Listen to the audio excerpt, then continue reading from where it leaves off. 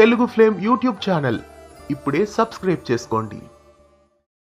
G తెలుగులో రాత్రి 7 గంటలకి టెలికాస్ట్ అవుతూ ప్రేక్షకులని విశేషంగా అలరిస్తున్న ధారావాహిక నిండు నూరేళ్ల సావాసం. తెలుగు బుల్లితెరపై ఎన్నో సీరియల్స్ లో నటించి ప్రేక్షకులని అలరిస్తున్న నటుడు హితేష్ అశ్వతి.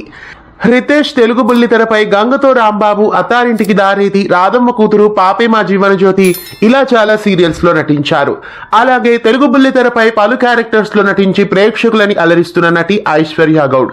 ఐశ్వర్య గౌడ్ ఆడదే ఆధారం, ప్రేమ ఎంత మధురం ఇలా పలు సీరియల్స్ లో నటించారు. ప్రస్తుతం ఈ ఇరువురు కలిసి జంటగా జీ తెలుగు బుల్లితెరపైన ఒక సీరియల్లో ఎంట్రీ ఇచ్చారు. ప్రస్తుతం నిండు నూరేళ్ల సావాసం ధారావాహికలో ఈ ఇరువురు జంటగా నటిస్తున్నారు. అనామిక అనే కొత్త క్యారెక్టర్ కథలో ప్రవేశపెట్టారు. అనామికకి అన్నా వదినలుగా ఈ ఇరువురు తెలుగు బుల్లితెరపై నిండు నూరేళ్ల సావాసం ధారావాహికలో యాక్ట్ చేస్తున్నారు. ఈ అనామిక క్యారెక్టర్ రాకతో నిండు నూరేళ్ల సావాసం ధారావాహికలో ఎలాంటి ఊహించని మలుపులు ఉండబోతున్నాయో రాత్రి 7 గంటలకి జీ తెలుగులో మిస్ కాకుండా చూసేయండి. ఇలాంటి మరెన్నో అప్డేట్స్ కోసం మన ఛానల్ ని సబ్స్క్రైబ్ చేసి గంట కొట్టేయండి. తెలుగు ఫ్లేమ్ యూట్యూబ్ ఛానల్ ఇప్పుడే సబ్స్క్రైబ్ చేసుకోండి.